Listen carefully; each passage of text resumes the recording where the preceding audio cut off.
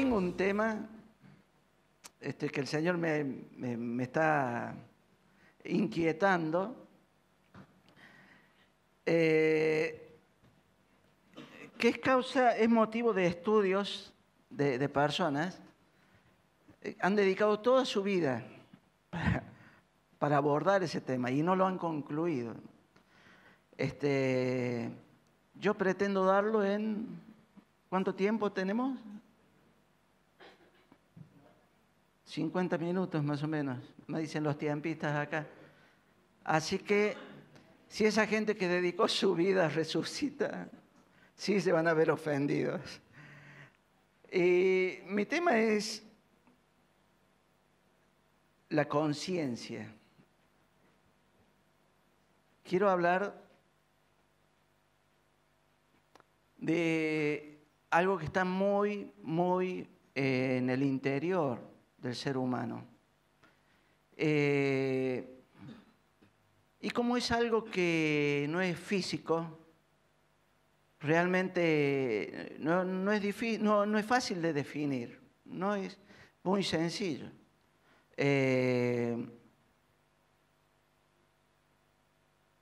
Pero yo lo quiero compartir desde un punto de vista como uno más de ustedes, alguien que ha recopilado desde hace muchos años ya todo lo que ha aprendido por aquí, por allá, no solamente de prédicas, de hermanos avanzados en estos temas, sino también de cuestiones que uno ha recogido desde lo que enseña nuestra sociedad con respecto a esto. Así que cosas que yo voy a decir, probablemente ustedes la hayan escuchado en algún momento, o de la misma forma o de distinta forma. Así que no hay problema si después de la reunión me corrigen en algo. O sea, lo quiero dar no desde una enseñanza como un maestro, sino desde alguien que está aprendiendo igual que ustedes. Simplemente quiero compartir lo que yo he aprendido. Lejos de ser maestro, por favor. Menos si recuerdo el pasaje de Santiago, capítulo 3, versículo 1, que dice que si alguno se quiere hacer maestro, tiene que saber que después va a ser doblemente, ¿cómo? Juzgado, condenado. Así que es bravo, yo no soy maestro. Los que no me conocen por ahí son los menos. Yo estoy dedicado a los zapatos, yo les podría hablar un buen rato de eso. Y todavía estoy aprendiendo. Como decía mi querida madre, ese oficio, toda la vida se aprende. Dice, te vas a ir al cajón, Eldon, y vas a seguir aprendiendo. Así que simplemente desde el aprendizaje de uno más que quiere compartir esto. ¿Se entiende? No voy a dar una cátedra, por favor. Pero me traje un mapita de lo que quiero compartir en cuanto a la conciencia. Para llegar hasta la conciencia, tenemos que pasar por niveles de nuestro ser. Y para graficarlo no es tan sencillo. Le pedí a Karen que me dibuje un cuerpo humano para tratar de localizar la conciencia ahí. Así que vamos a ir al dibujito 2, Karen. No van a pensar que eso lo he dibujado, ¿no? Ya estaba en algún lado. Bueno, ahí tienen una persona, un ser humano, en el primer dibujo. La Biblia nos dice de que estamos constituidos por cuerpo, alma y espíritu. Noten el primer dibujo, el primer cuerpo, digamos, está pintado con 3 colores. En la periferia de rojo, más hacia adentro amarillo y más al fondo de celeste. simplemente para decir de que, para diferenciar lo que está dentro nuestro. Lo rojo, lo que se puede ver, como está en el dibujo del cuerpo, ahí no sé si ustedes alcanzan a ver que hay otros dibujitos que son distintos órganos que están dentro de la piel, de lo que uno alcanza a ver, que cumplen funciones, como por ejemplo los pulmones que ustedes tienen ahí al medio. ¿Qué función cumplen los pulmones? Nos ayudan a respirar. Vos, Miguel, me podés parar en cualquier momento, él es doctor, así que... Y después, ¿qué más tenemos?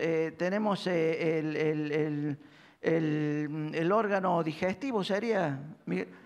El sistema digestivo. Bueno, eso es lo que nos ayuda, todo lo que ingerimos a procesarlo. Nos ayuda a crecer, si no comemos no crecemos, todas esas cosas que... algo que me sorprende es que la ciencia todavía no ha terminado de estudiar el cuerpo humano. Parece como un universo. Aún los que lo estudian desde el nivel microscópico, parece todo un universo. No sé, es interesante eso, o por lo menos sorprendente, que el cuerpo humano todavía no se ha alcanzado a completar el estudio. Esto me hace acordar lo que le decía María, hoy más estudio de estas cuestiones de la conciencia, de lo que el Señor quiere para uno, más me doy cuenta de que me falta saber. Así que me parece que a los científicos les debe pasar probablemente algo así. Y lo que está pintado de amarillo, decíamos el siguiente dibujito, el alma. Que en el alma, ¿tenés el dibujo del alma, Karen, por ahí? Que sería el dibujito 4. Ahí está un poquito más ampliado. El alma, no le hemos dibujado ahí la parte donde está el cerebro. Es un órgano que nos ayuda a comparar, nos ayuda a reflexionar, desde la cuestión, digamos, psiquiátrica del cuerpo, porque tengo entendido, vieron que voy vertiendo cosas que ustedes también deben haber escuchado, que la psiquiatría estudia la cuestión mental, pero desde la perspectiva química. Si hay desequilibrios en las cuestiones químicas, producen conductas que dan señales de que no estamos totalmente bien o sanos. Pero también están los que estudian la parte mental desde una cuestión de conducta, de patrones de conducta, como son los psicólogos. ¿Estoy bien ahí? Tenemos gente que estudia psicología, tenemos gente que estudia medicina. No desde la cuestión orgánica, desde la cuestión química, sino que estudian cómo se conducen los varones, por un lado, cómo se conducen las mujeres, cómo son sus emociones, cómo son sus reacciones.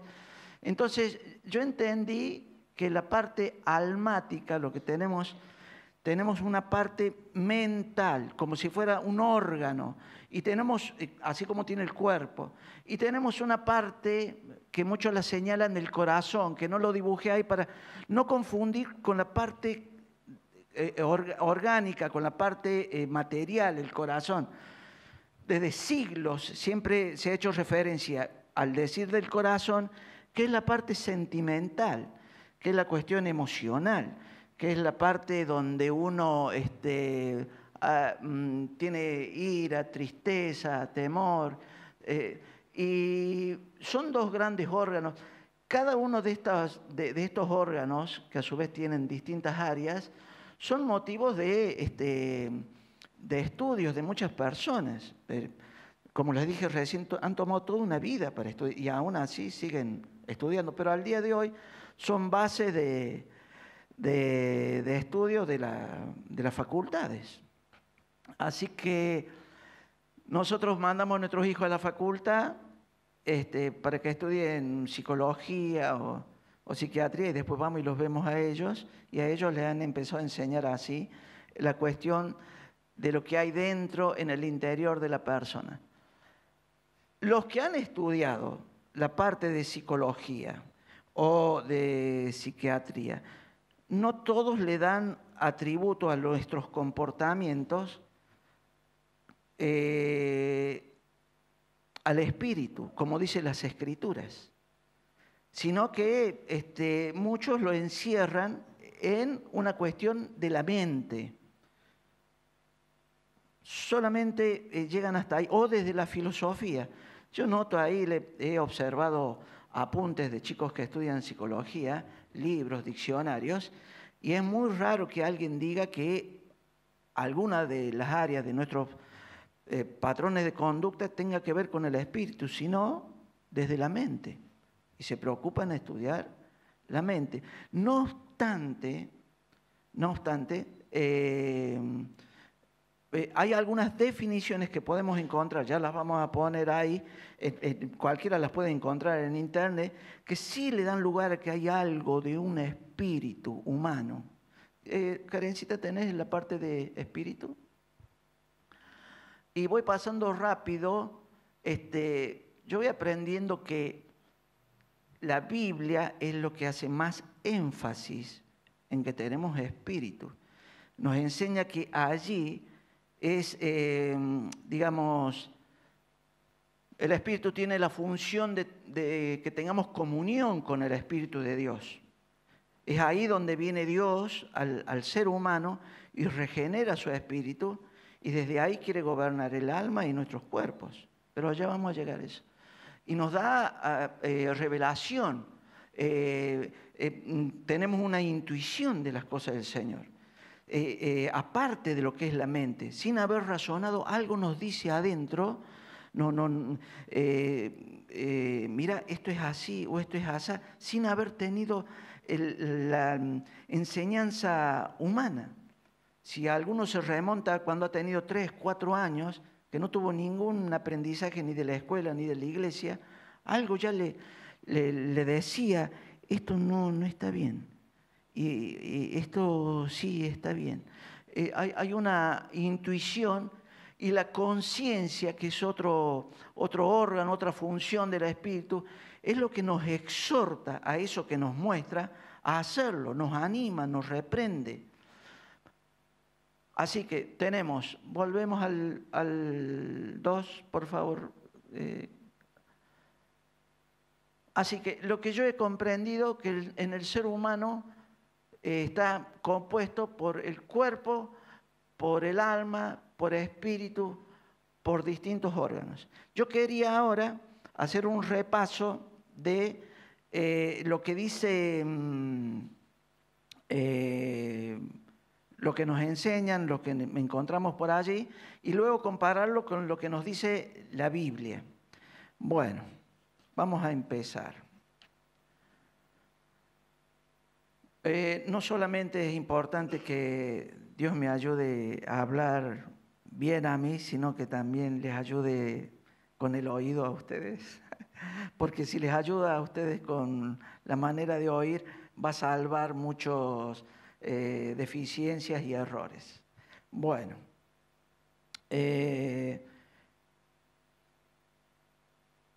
antes de que venga el Señor a nuestro espíritu, a convertirnos, a traernos su luz, a regenerarnos, nuestro espíritu, nuestra intuición, nuestra comunión, estaba muy muerto para Dios. Puede estar, incluso nuestra conciencia, puede estar activa nuestra conciencia en alguna medida, pero todo lo que es distante de Dios está muerto para Dios. Muerte en las Escrituras significa alejados de Dios. Cuando vayamos a tener el día final de toda esta existencia, el juicio final, nos vamos a enfrentar a una muerte segunda, que significa distancia de Dios.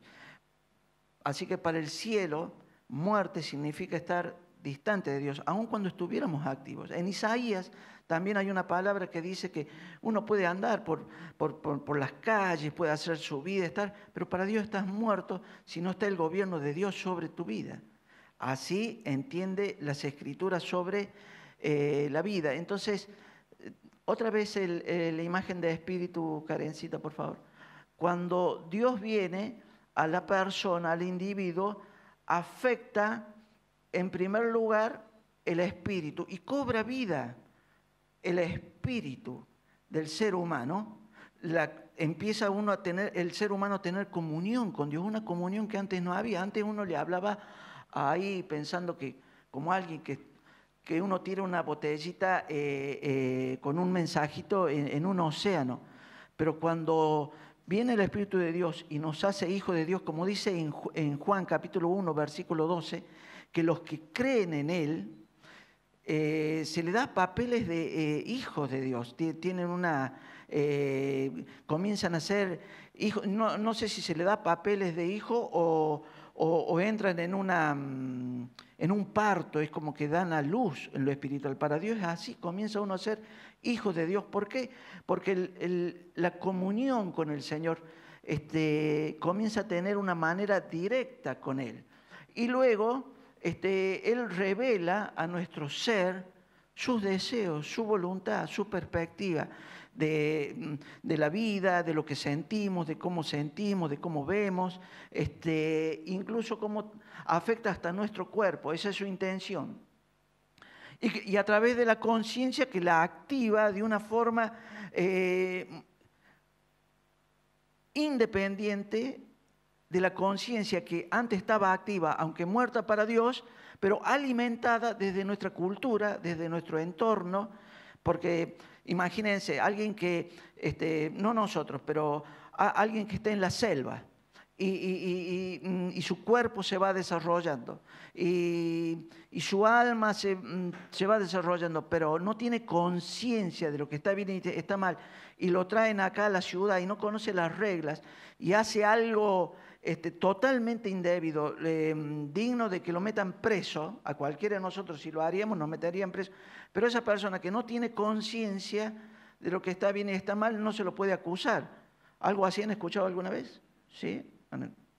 Así que el tema de la conciencia también es un elemento que es usado para el cielo a la hora del juicio o de evaluación nuestra. Pero ya vamos a llegar a esto.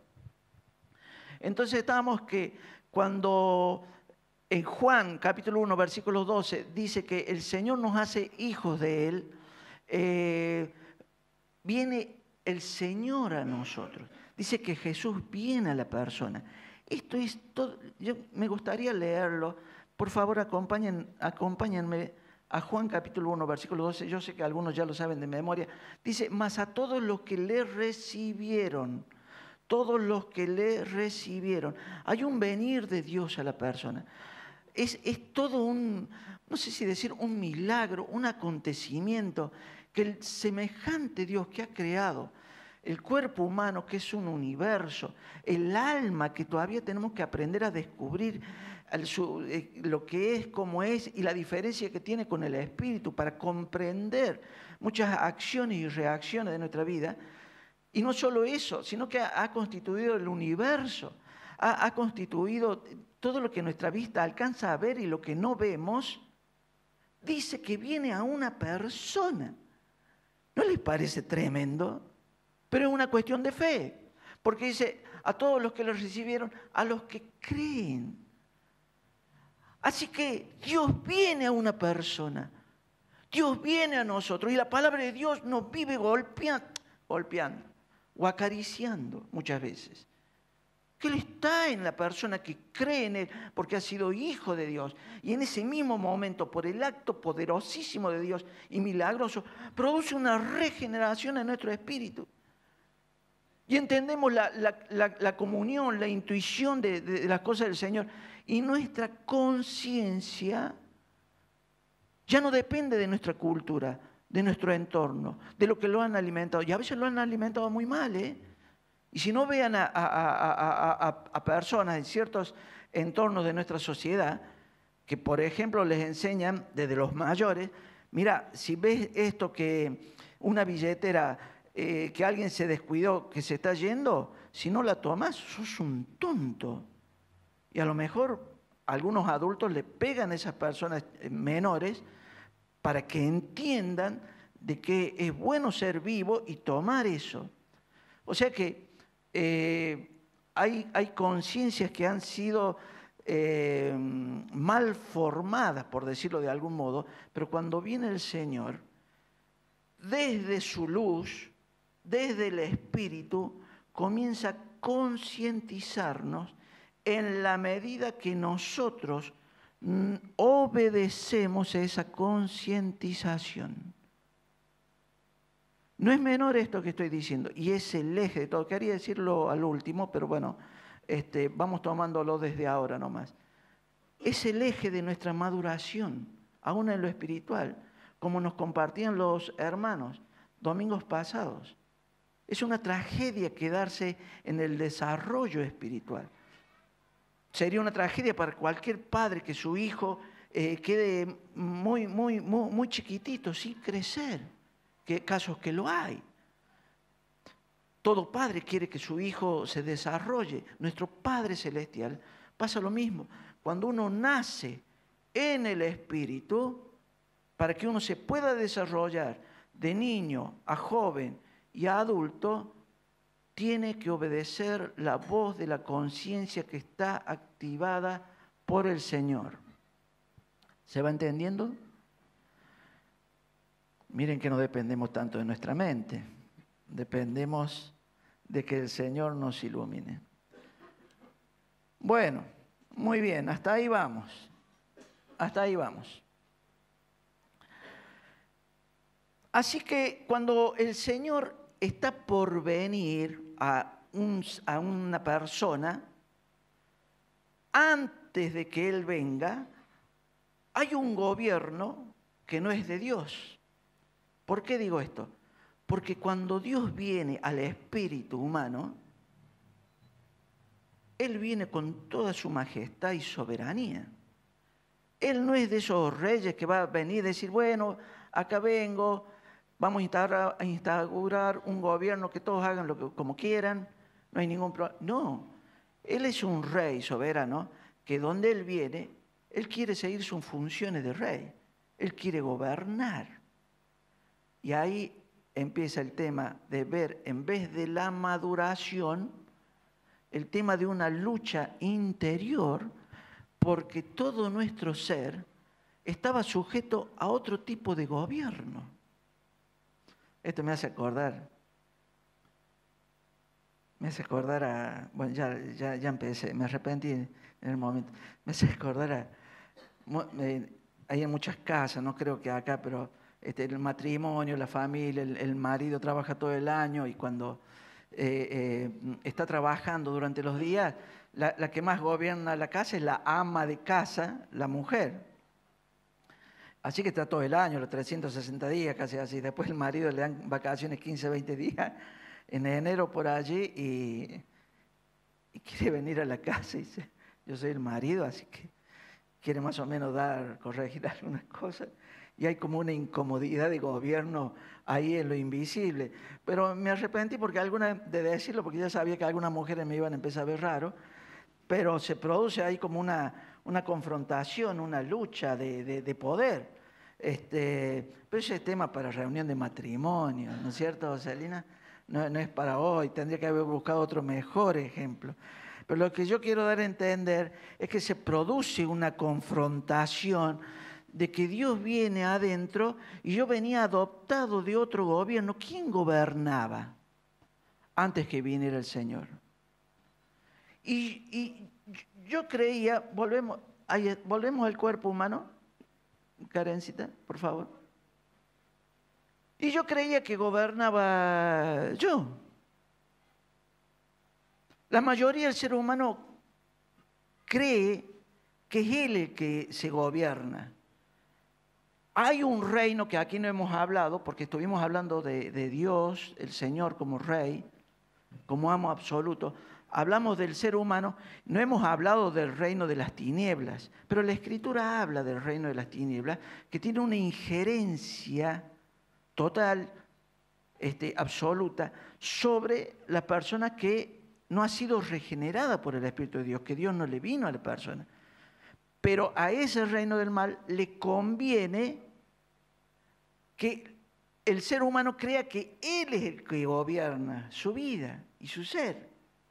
Y en esa línea de pensamiento pone o que mande el cuerpo en algún área de la vida, o que mande la mente, o que mande los sentimientos, con tal que no mande Dios, que mande cualquiera.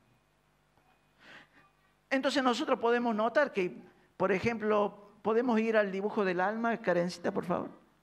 Entonces nosotros podemos notar, por ejemplo, que hay personas que son muy fuertes mentalmente, son muy agudos, muy rápidos, muy ágiles para plantear una situación, inclusive para resolverla. Entonces, esa mente se ha acostumbrado, esa persona se ha acostumbrado a apoyarse casi totalmente en su mente. Si su mente le da la lógica para algo, lo aprueba y determina las cosas de la vida según su lógica, según lo que ha aprobado su mente. Si no hay lógica, no va a andar, no lo va a aprobar. Y su vida se encamina en función de su mente, porque tiene una mente fuerte. Después podemos ver que es un gran tropiezo para la vida espiritual. Ser tan fuerte nos produce muchas lágrimas por querer acercarnos a Dios con una mente que la usamos como base de apoyo. E inclusive quiere resolver, una vez que está Dios ahí, quiere resolver las cosas de Dios con su mente, con su poder.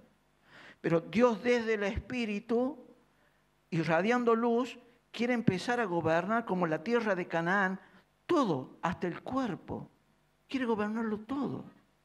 Me causa gracia ver muchas personas que piensan, uy, si me acerco a Dios, Dios seguro que me va a pedir plata, el diezmo. Uy, si me acerco a Dios, seguro que me va a pedir tiempo. Uy, si me acerco a Dios, me va a pedir que vaya todos los domingos. Uy, si me acerco a Dios, que deje el vino o que deje el cigarrillo. Ya a mí me causa gracia. Porque cuando uno se acerca a Dios, Dios no quiere tu 10%. Uno se da cuenta que Dios va por todo. Dios te quiere todo.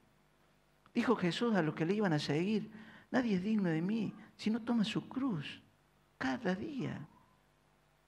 Entonces, las personas que están apoyadas en la mente o que estamos apoyados en la mente es un gran perjuicio. Pero Dios va a ir por nuestra mente, la va a gobernar, va a influir con su espíritu y con su palabra, va a cambiar patrones de pensamiento, estructura de pensamiento. Aunque no están en la memoria, aún aquellas que están en el inconsciente, aún aquellos que hemos sido afectados desde niños. Va por todo el Señor. Pero hay personas que no son tan fuertes en la mente. Hay personas que son fuertes en sus sentimientos. Son muy emocionales. Son muy, por ejemplo, yo tengo un hijo o una hija. Y voy a la escuela, y en la escuela me dice, oiga, don, tiene que disciplinarlo a su hijo. Es así, así, así. Me agarra la directora, y su hijo es así, así, así. Me agarra la otra maestra, su hijo es así. Me agarran los vecinos, su hijo es así. Y mi mente capta la información, la almacena, pero como no es la que gobierna, sino que la que gobierna es mi parte sentimental, ese órgano del alma, le diría yo, digo, ay, yo sé que lo tengo que corregir, yo sé que le tengo que dar una paliza bien dada, pero ¿vieron esa frase que hay por ahí hoy? Me puede o no puedo corregirlo. Y viene un amigo y me dice, pero Elon, si vos no lo corregís, no le haces un bien, le haces un mal, tremendo mal. Ponete fuerte, le vas a hacer un bien. Yo no puedo pasar por eso, no puedo sentir el castigo que le voy a dar, no puedo sentir, sufrir, sentir. Demasiado apoyado en el sentimiento, así como el que se apoya en la mente, el que se apoya en su sentir. tiene poca fuerza para afrontar el sufrimiento.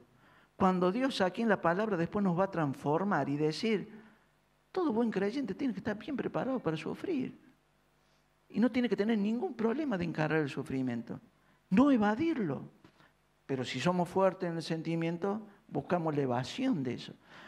Así que en algunos lo que gobierna es la mente, en otros lo que puede gobernar es el corazón, en otros puede gobernar, podemos pasar al cuerpo, Karen. En otros puede gobernar el cuerpo. Es interesante notar que el enemigo, el reino ese que les hablaba de Satanás, que existe, que es tan real como el reino de los cielos, opera desde nuestros sentidos. ¿Cuáles son nuestros 5 sentidos del ser humano? El auditivo, la visión, el olfato, el tacto y el gustativo. Bien. ¿Cómo ando, Miguel? De 1 a 10, andamos en 4 por lo menos. Esto es como un examen, yo le decía a los chicos, me voy a un final. ¿En qué estábamos? Los 5 sentidos. Es interesante descubrir cómo el enemigo apela desde lo externo al ser humano y Dios desde lo interno. Usa los sentidos nuestros. Trata de meterse por lo que vemos. El cuerpo nos conecta con el mundo material. El espíritu nos conecta con el mundo espiritual. Y Satanás trata de meter su filosofía de comprensión de las cosas, su maldad, su visión errada de las cosas a través de lo que vemos o cómo lo vemos. El sentido visual es poderosísimo, es una ventana al alma, es tremendo. Nosotros los varones nos es más trágico que para las mujeres. Tal vez a la mujer otro sentido les afecte más que a nosotros los varones. El tema de cómo oímos. Así que el enemigo va tratando de entrar a través del cuerpo humano. El cuerpo humano es una cosa que también manda. Muchas personas que son gobernadas por el cuerpo humano tienden a acomodar la vida según el placer que quieren sentir. El estómago también puede ser un Dios, dice la Biblia. ¿Me escucharon?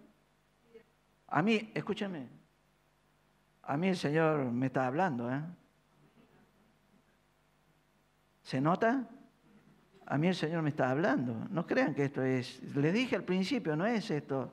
Estamos compartiendo entre nosotros. El cuerpo, ¿cómo? Totalmente. Y viene la luz de Dios, no solamente que nos alumbra, sino que también nos da una herramienta, una fortaleza a través de la conciencia para vigorizarnos. Lo da la obediencia a esa conciencia que nos da a través de su espíritu. Pero eso, no, ¿estamos en la mitad? Señor, yo ni arranqué. Bueno, bueno. Ya perdí. 2 veces, 2, 3. Hay gente que le ha llevado toda la vida. Karencita, por favor, vamos a ver qué es lo que dice nuestra sociedad en cuanto a la conciencia. Vamos a ir rápido porque quería ver que el Señor viene a nuestro interior y empieza a cambiar todo este sistema de gobierno de una y otra forma. Antes de pasar a lo tuyo, Karen, a lo que dice la sociedad, fijémonos, por favor, en la figura 9, Karen, por favor. Sí, la figura 9. Que me habla algo de la intuición. No, a ver, sí.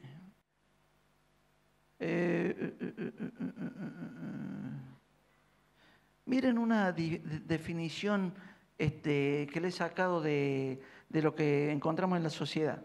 Que determina la conducta de los individuos tanto más que las ideas inconscientes. Es algo que no lo hemos visto hasta ahora, que es como que lo deja en un plano de donde la memoria no está, donde uno no recuerda, no lo tiene tan presente a las cosas. Y las ideas inconscientes que también están, a su vez son moldeadas por las experiencias del pasado. Cuando estas producen trauma, heridas, suelen ser sepultadas en el inconsciente, desde donde siguen, sin embargo, influyendo en la conducta. Porque recién yo les mencionaba del gobierno del ser humano en uno mismo, desde la conciencia, pero también hay gobiernos desde la inconsciencia, desde donde no nos acordamos de cosas, donde nos han sucedido cosas en el pasado y todavía siguen funcionando en nosotros aun cuando no nos acordemos, como si fueran patrones de conducta. Y hemos puesto ahí que Dios puede arrojar su luz para poder conocerse a uno mismo y tener alivio por el hecho de conocerse, o sanidad también de trastornos de conducta e incluso de problemas en el interior. Muy bien. Otra cosita más, en cuanto a la conciencia. Figura 6, Karencita, por favor. ¿Se acuerdan que les decía que la conciencia nuestra sabe estar activa antes que venga el gobierno de Dios, pero para Dios muerta? Fíjense cómo se define en nuestra sociedad algo con respecto a la conciencia. RAE, ¿qué significa, Karen, RAE? Real Academia Española. Qué bien que están. Conciencia, propiedad del espíritu humano de reconocerse en sus atributos esenciales y en todas las modificaciones que en sí mismo experimenta. Propiedad del espíritu humano. Esta es una de las pocas definiciones que encontré en nuestra sociedad que le da lugar al espíritu. Propiedad del espíritu humano de reconocerse en sus atributos esenciales. Segundo punto, conocimiento interior del bien y el mal, conocimiento reflexivo de las cosas, actividad mental a la que solo pueden tener acceso el propio sujeto. Y desde la psicología nos dicen que es el acto psíquico por el que un sujeto se percibe a sí mismo en el mundo. Figura 7, Karencita, por favor. Miren, ustedes, cualquiera de ustedes lo puede encontrar como yo en la computadora, en internet. Conciencia, conocimiento percibido intuitivamente de algo en uno mismo. Conocimiento percibido intuitivamente de algo en uno mismo. Estados de conciencia. La conciencia puede funcionar en piloto automático, es decir, sin necesidad de ejercitar inteligencia alguna, únicamente basándose en los instintos. Ahí nos vamos acercando un poco a lo que queríamos decir. Y el 9, Karen, el 8. Ustedes como yo habremos escuchado cargo de conciencia cuando alguien no le puede comprobar a otro algún mal proceder, no se lo puede, pero lo sabe el otro y dice, bueno, siente cargo de conciencia, es el único que lo sabe, y lo dejan ahí. O esas frases que se usan, caso de conciencia. Claro, hay cosas que no podemos encontrar una ley. Por lo general tendemos a querer buscar todos los puntos de cómo conducirnos en todas las áreas de nuestra vida y es imposible, tendríamos tantos libros y no podríamos inclusive guiarnos por eso, porque a veces las circunstancias demandan una agilidad del asunto y no podemos ir a buscar a tantos libros. Y muchas veces todo queda remitido a que es un caso de conciencia. Vos hacelo si la conciencia te dicta, lo haces, y si no, no lo haces. Es una frase muy común, caso de conciencia. Otra frase común, examen de conciencia. Cuando vamos a la escuela, como le dije recién, muchas madres apelan a la conciencia de los padres. Bueno, le dijo, usted hable, si usted cree que su chico, apelo a su conciencia, que cuando esté en casa haga lo que tenga que hacer. Examen de conciencia, tómese un examen de conciencia. Libertad de conciencia es otra frase común, que cada uno se mueve con libertad, como nos sabía compartir Miguel, que Dios nos dio la libertad para proceder, pero bajo conciencia. ¿Y hay algún otro punto en el 8, Karen? No. ¿Vamos al 9? Actividad inconsciente es lo que le hablé recién, ¿no es cierto?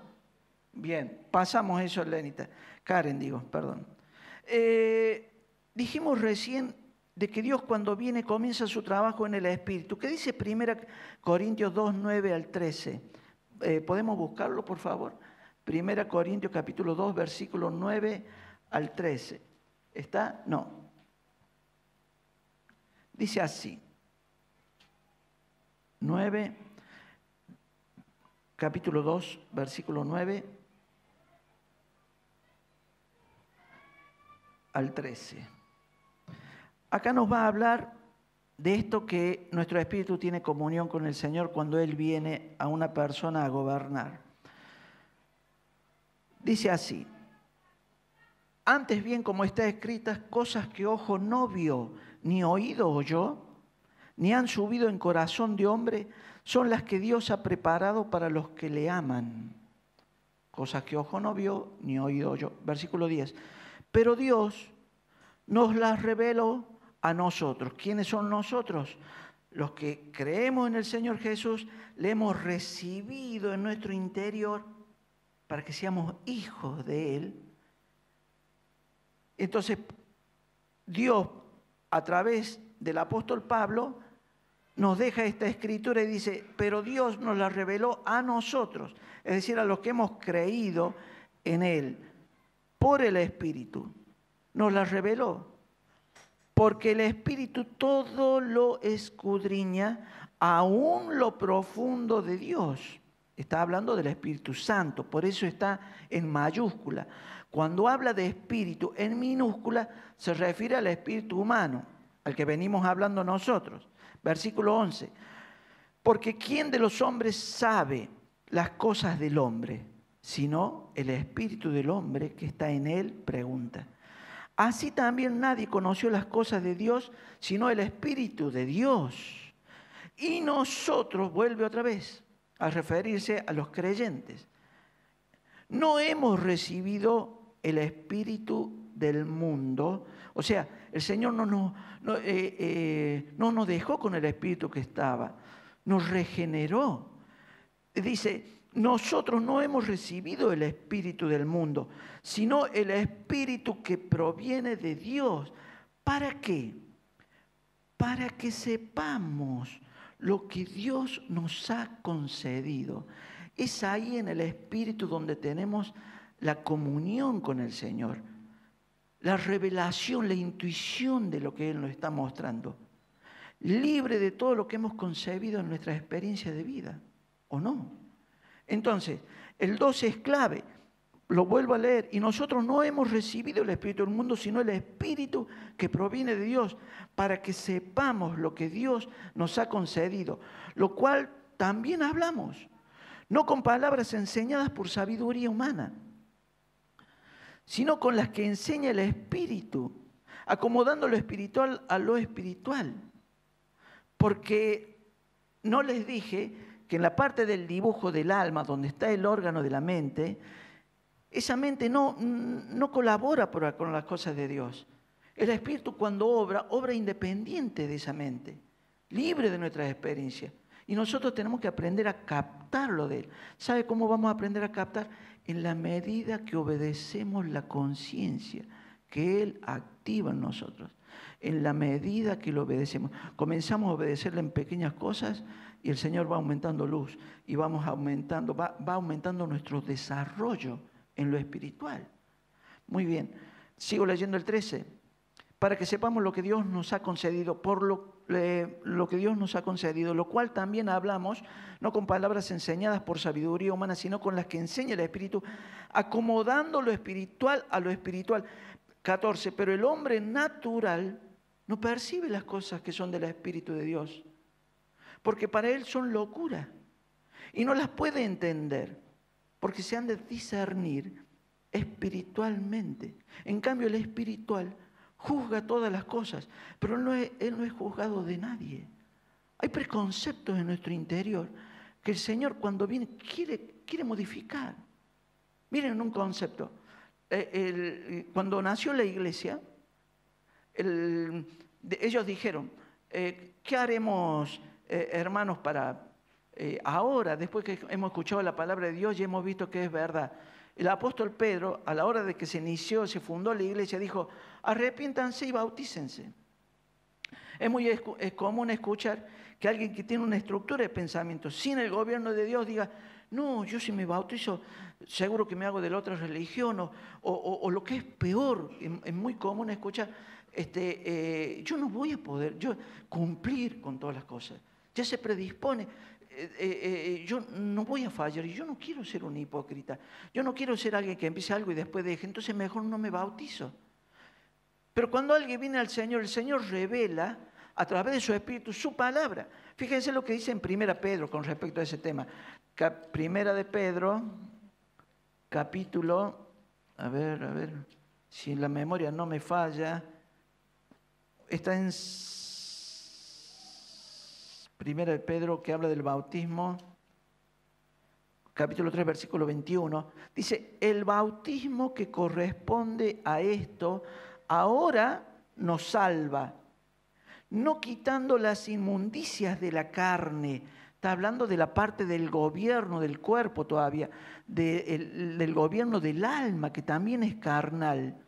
Porque hay un proceso, hay un tiempo que pasar hasta que Dios termine de gobernar toda la persona. Por eso dice, no quitando las inmundicias de la carne cuando uno se bautiza, sino como la aspiración de una buena conciencia hacia Dios. Miren lo que hay que aspirar. Porque después nos vamos a dar cuenta que la buena conciencia es lo que determina nuestro juicio para con Dios. No el hecho de que si hacemos bien o mal las cosas, sino que la hayamos hecho conforme a la conciencia. No me quiero adelantar, ahí lo vemos. Tema de bautismo. Termino. No quitando las inmundicias de la carne, sino como la aspiración de una buena conciencia hacia Dios. Tenemos 1 Corintios capítulo 2, 9, 13. ¿Lo terminamos de leer? Pone figura 10, Karencita, por favor. 1 Corintios capítulo 2 dice, en cambio el espiritual juzga todas las cosas, pero él no es juzgado de nadie. Porque ¿quién conoció la mente del Señor? Termina diciendo el 16, ¿quién le instruirá? Mas nosotros tenemos la mente de Cristo. Qué fe la del Señor. Intuición. Miren lo que encontramos.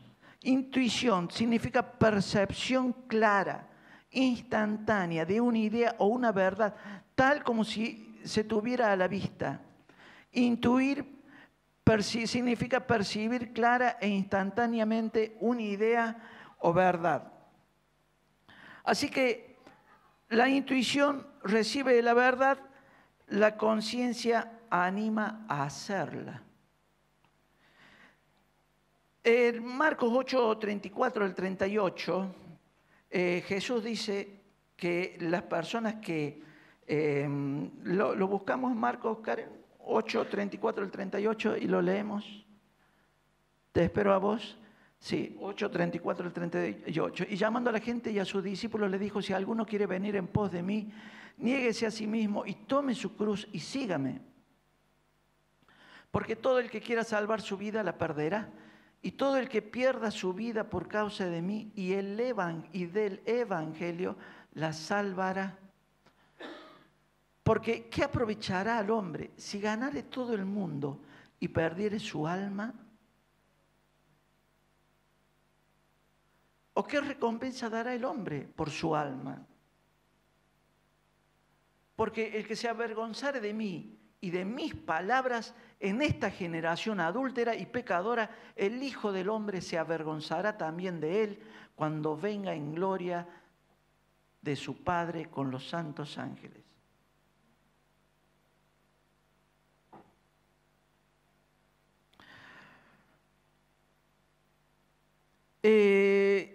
Karencita, búscate Salmos 14:2, por ejemplo. Por favor, digo. Cuando el Señor haya cabida de su palabra en una persona, Él empieza a gobernar. Estoy mirando el cuerpo del ser humano desde el espíritu. Comienza a gobernar. comienza a activar todo lo que va gobernando. Pasa desde el espíritu hasta el alma, por todos sus rincones, y también va a pretender pasar por el cuerpo o invade todo a la vez.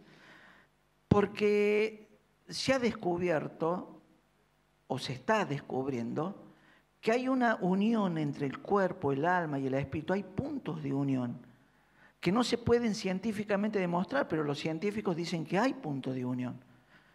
Por eso se habla de las enfermedades psicosomáticas. ¿Voy bien, Miguel?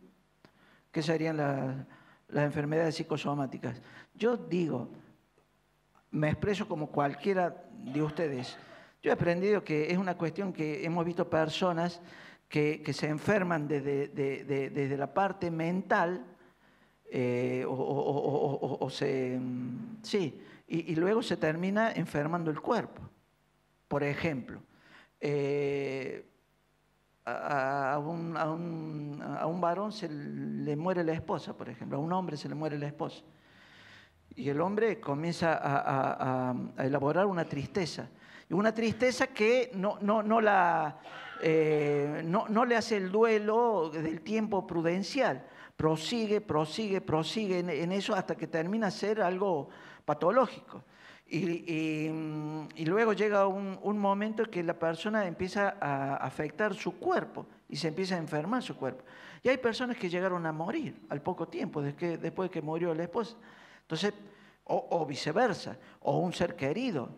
Es como que hace ver a las claras que hay una unión, hay puntos de unión entre el alma y el cuerpo, porque ¿cómo puede ser? Si fuera totalmente independiente, no se enfermaría el cuerpo, y a veces pasa al revés. A veces el cuerpo, muchas veces, la mayoría de las veces, el cuerpo se siente afectado por un problema de salud y el alma se te viene abajo, el ánimo, la perspectiva de la vida, todo se ve muy mal, muy oscuro y se termina enfermando el alma. O sea que hay puntos de unión, también hay puntos de unión entre el alma y el espíritu. Y es por ahí donde Dios interviene con su espíritu para gobernar todo, absolutamente todo. Así que estamos aquí en el Salmo 14:2, que nos dice: Jehová miró desde los cielos sobre los hijos de los hombres para ver si había algún entendido que buscara a Dios. No es entendido alguien que antes del gobierno de Dios sea rápido para captar las cosas, rápido para resolucionar, ágil, se sacan los exámenes, todos muy buenas notas. No, alguien para el cielo, activo por el Espíritu en su mente. Miren quién es, uno que busca a Dios. ¿Alguien ha entendido? Ese versículo está regado a toda la Biblia. Los proverbios. Buscadme y viviréis, dice Dios. Buscad en mí lo que te hace falta. Te voy a hacer entendido. Vas a poder ver tu familia tal como hay que verla. Vas a poder ver a tu esposo tal como lo ves. Vas a poder ver a tu esposa como es, a tus hijos. La situación laboral. Las situaciones de crisis. Vas a madurar. En la medida que vos le haces caso a tu conciencia, en el comportamiento de las distintas cosas, ni bien salgamos de la puerta o antes que salgamos, la conciencia está activa en la medida que le obedecemos. Porque más adelante podemos ver que hay conciencias cauterizadas, quemadas, anuladas. Pero el Señor, gracias a su poder, puede activar toda nuestra conciencia. Así que miren cómo Dios va gobernando desde el espíritu, el alma, la mente, con distinta concepción de las que nosotros veníamos y teníamos. Dice Romanos 3:11, no hay quien entienda, no hay quien busque a Dios. Dice en Romanos 13:11, y esto conociendo el tiempo, que es ya hora de levantarnos del sueño. Personas entendidas en los tiempos encontramos en las Escrituras, pero no es porque ellos encuentren en sí mismos, en su naturalidad, o que nacieron así. No, Dios les da el conocimiento de los tiempos. Es importante reconocer los tiempos de Dios para nuestras vidas. Y la da la conexión con el Señor, la madurez nuestra, que la raíz termina siendo la medida de obediencia a nuestra conciencia. Termino. Voy a terminar. Voy a leerles algunas cositas. Mírenlo. La función de la conciencia es corregir y reprender. Es la capacidad que está en nuestro interior de corregir y reprender. Es igual que la santidad de Dios, cuando condena el mal y justifica el bien. Es tan similar a lo de Dios que uno puede llegar a confundir que si es la conciencia de uno o es el Espíritu del Señor. Pero Dios se vale de nuestra conciencia para animarnos a hacer su voluntad. Si tuviéramos más dispuestos hoy a hacer caso a la voz de la conciencia, no seríamos tan derrotados tantas veces como lo somos.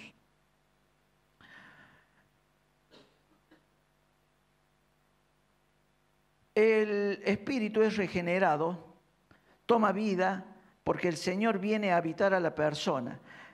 ¿Saben qué otro elemento funciona en esa regeneración? La sangre del Señor, vertida en la cruz, limpia de toda condenación. Dice, creo que en Pedro, que limpia con su sangre nuestras conciencias. En la antigüedad, en la otra mitad de las Escrituras, la forma de hacer culto a Dios no era como nosotros venimos ahora a la iglesia. Antes la forma era que había un altar, se degollaba un animal que era como sacrificio, y antes de quemarlo, para que suba como olor fragante al cielo, ¿saben que tomaban del animal? La sangre. Y venía el sacerdote, hasta el día de hoy algunos sacerdotes lo hacen, esparcen la sangre. Dice que lo que tocaba la sangre quedaba limpio. Lo que tocaba la sangre quedaba limpio. Y yo me imaginaba antes, póngale cuando era más chico, cuando era chico. Si yo hubiera estado en ese momento, le esquivaría la sangre, qué feo que me manche, que me ensucie. Pero si yo tenía conciencia de lo que la sangre hacía y quería ser limpio, entonces me ponía para que me hubiera puesto ahí adelante para que me toque a mí. Si era Moisés el que hacía o si era Aarón, yo me ponía ahí para que la sangre me toque, me manche todo lo que más pueda para que yo quede limpio. Y dice la Biblia en Hebreos que ese animal muerto era un ejemplo para lo que iba a venir. ¿Qué es lo que vino? El Señor Jesús vino a la tierra y Él fue el animal perfecto, porque en la antigüedad tenía que ser un animal perfecto para sacrificarlo. Jesús reemplazaba esto y lo hizo una vez para siempre. Entró en los cielos, en el altar de Dios y se ofreció a sí mismo. Esa sangre hoy sigue funcionando. ¿Sabe para quién? Para los que tienen fe. ¿Y sabe qué limpia? La conciencia. Nos deja de nuevo la conciencia. Así que si uno por ahí no sigue la conciencia porque se enturbió y no le damos mucha importancia, sin darnos cuenta que afecta la confianza de nuestro acercamiento a Dios, uno puede recuperar arrepintiéndose, pedir perdón a Dios. Si alguno cree que tiene que confesar, dice en 1 Juan capítulo 1, versículo 7, que la sangre tiene poder para perdonar y para limpiar. Y la limpieza es un proceso, como el proceso de Dios desde que empieza en el espíritu del ser humano y se proyecta hasta gobernar todo el ser. Estamos llamados a ser gobernados por el Señor, que no quede ni una célula, aún de nuestra alma, sin ser gobernada por Él. Pero tenemos que tener fe en su sangre. ¿Quieren ver, por favor, Hebreos 10:2, Hebreos 9:14? O se los dejo, si quieren leerlo en su casa, Hebreos 10:22 y Romanos 8:33-34, dice todo esto que les acabo de decir. Y buscad Romanos 9:1, por favor, Karencita, que dice que la conciencia habla. Si hay un atributo que tiene la conciencia, es de hablar, porque da testimonio. Alguien que da testimonio es alguien que habla.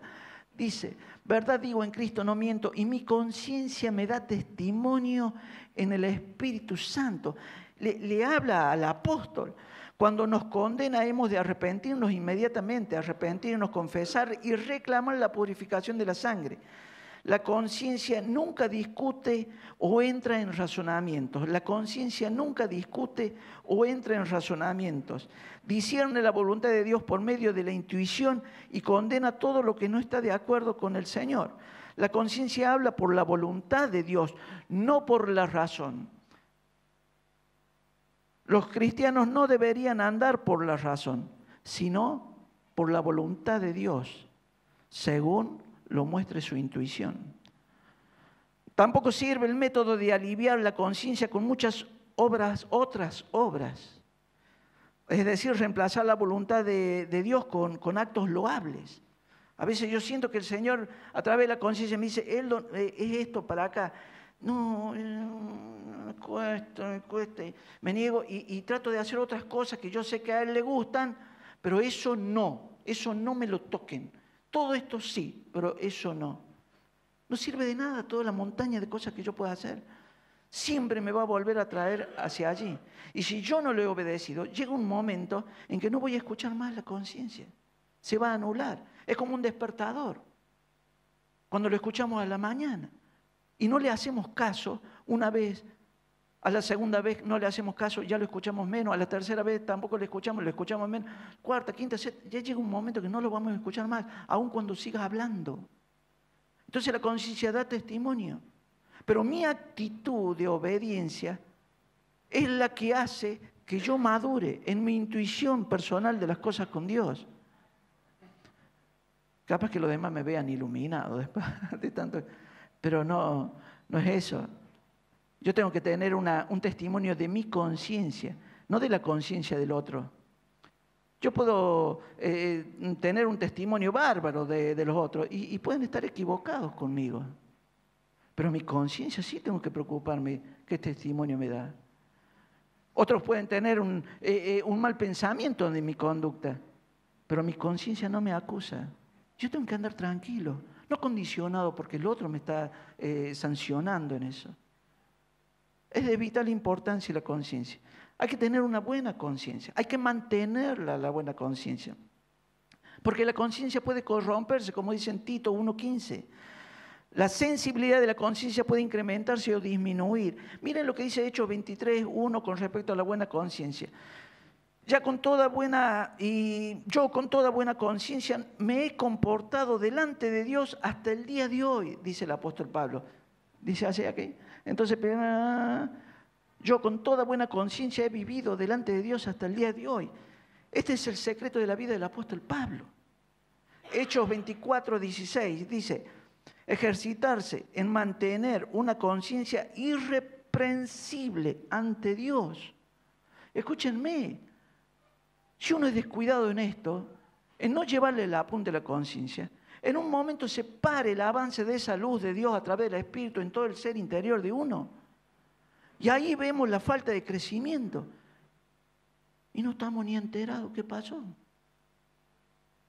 Hasta que uno viene de rodillas y dice, Señor, dame luz. Señor, dame luz. Y la luz vuelve a proyectar.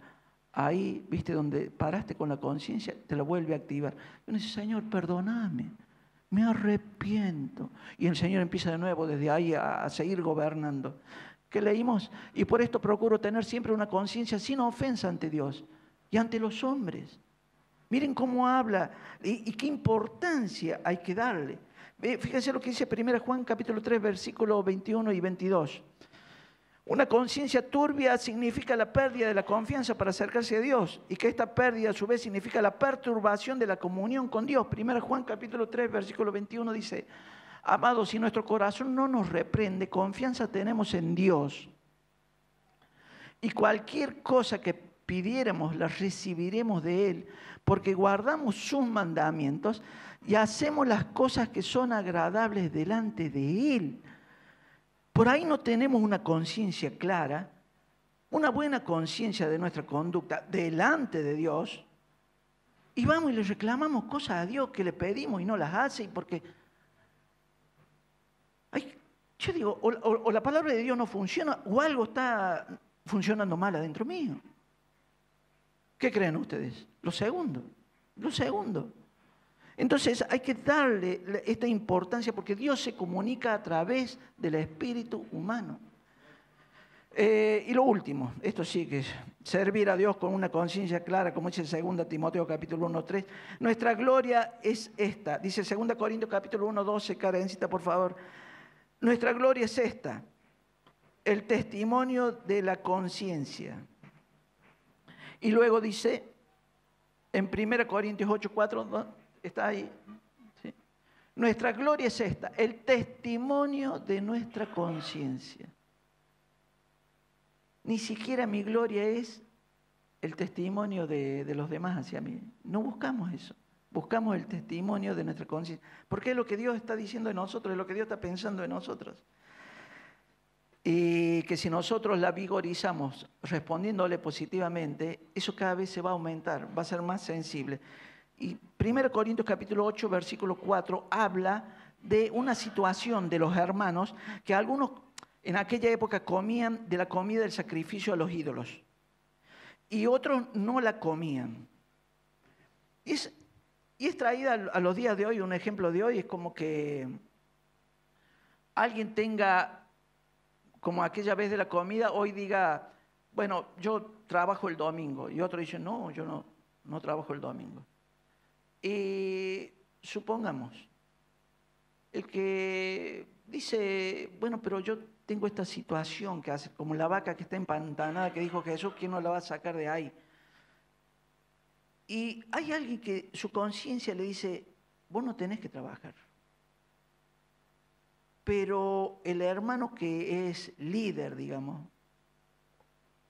sí lo hace. Para vos es un referente. Entonces, bueno, si él lo hace, yo también lo hago. Pero cuando lo hago, mi conciencia me está diciendo, te dije que no está bien, por ejemplo. Dice que la persona que tiene la conciencia de haber obrado libremente, porque necesitaba el domingo para trabajar y lo hacía, pero su conciencia estaba clara delante de Dios, no siente ninguna condenación. Pero esta persona que hace lo mismo que este otro, lo mismo, se pone a trabajar, por ejemplo, pero su conciencia a él le está diciendo que no, esa conciencia lo juzga, lo condena. Es el caso aquí de la comida. Y fíjense, acompáñenme en la lectura, 1 Corintios capítulo 8, versículo 1. En cuanto a los sacrificados a los ídolos, sabemos que todos tenemos conocimiento. El conocimiento envanece, pero el amor edifica. Y si alguno se imagina que sabe algo, aún no sabe nada como debe saberlo. Pero si alguno ama a Dios, es conocido por Él. Acerca pues de las viandas que se sacrifican a los ídolos, sabemos que un ídolo nada es en el mundo y que no hay más que un Dios. Pues aunque haya algunos que se llamen dioses, sea en el cielo o en la tierra, como hay muchos dioses y muchos señores, para nosotros, sin embargo, solo hay un Dios, el Padre, el cual proceden todas las cosas, y nosotros somos para Él, y un Señor Jesucristo por medio del cual son todas las cosas, y nosotros por medio de Él. Pero no en todos hay este conocimiento, porque algunos habituados hasta aquí a los ídolos comen como sacrificado a ídolos, y su conciencia, siendo débil, se contamina. ¿Cómo? Si bien la vianda no nos hace más aceptos ante Dios, pues ni porque comamos seremos más, ni porque no comamos seremos menos, pero mirad que esta libertad vuestra no venga a ser tropezadero para los débiles, porque si alguno te ve a ti, que tienes conocimiento, sentado a la mesa en un lugar de ídolos, la conciencia de aquel que es débil ¿no será estimulada a comer los sacrificados a los ídolos? Y por el conocimiento tuyo se perderá el hermano débil por quien Cristo murió. De esta manera, pues, pecando contra los hermanos e hiriendo su débil conciencia, contra Cristo pecáis.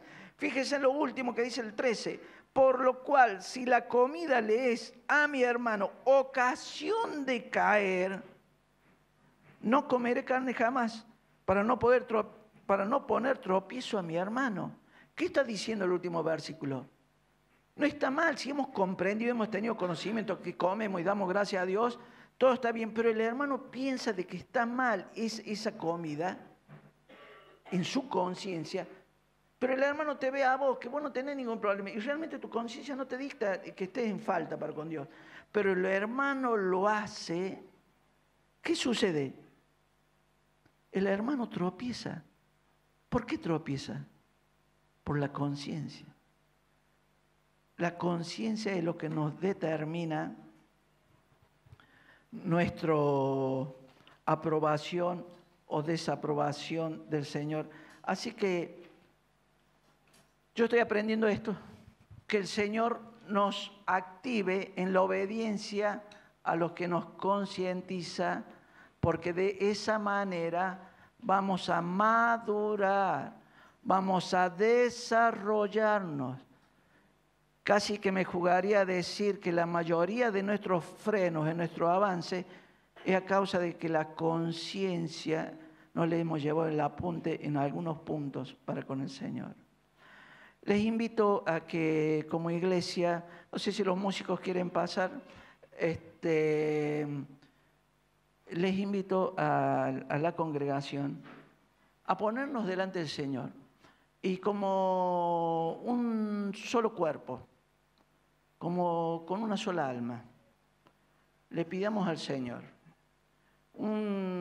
que Él active aún más nuestra obediencia, porque sabemos que la sensibilidad hacia las cosas de Dios van a aumentar. Y no importa si partimos de a poco. Así que yo quisiera orar, quisiera que ustedes me acompañen en oración. Y yo también hacerme parte de la oración de ustedes. No se olviden de que yo soy uno de los que está ahí junto con ustedes. Y yo tengo el mismo clamor y anhelo de muchos de ustedes. Que el Señor nos haga conocerle a Él, tal como Él es. Que active su espíritu en medio nuestro. Yo creo que me puedo poner de acuerdo con más de 2 o 3 en esto. Porque dice la Biblia que hay algo poderoso en el ponerse de acuerdo para orar a Dios. ¿Recuerdan aquellos que han leído la Escritura que Dios dice en su palabra, si 2 o 3 se ponen de acuerdo para pedir algo aquí en la tierra al Padre que está en los cielos, Él desde ahí nos otorgaría lo que le pedimos? Y yo he escuchado más de una oración acá, como ustedes. Señor, queremos desarrollarnos en ti. Y yo entiendo que no es solamente numéricamente. Yo entiendo que queremos desarrollarnos en el conocimiento de su persona, de su poder. Muchos de los que estamos acá nos podemos poner de acuerdo que queremos algo más que una religión. Por más que se llame evangélica o católica. Queremos conocerle al Señor, que ese espíritu que Él dijo en su palabra, que nos mandó a nosotros, nos dé ese río de agua de vida. ¿Desde dónde viene? Desde el espíritu. Así que, ¿qué les parece si nos ponemos todos de pie en señal de unidad y le pedimos al Señor esto?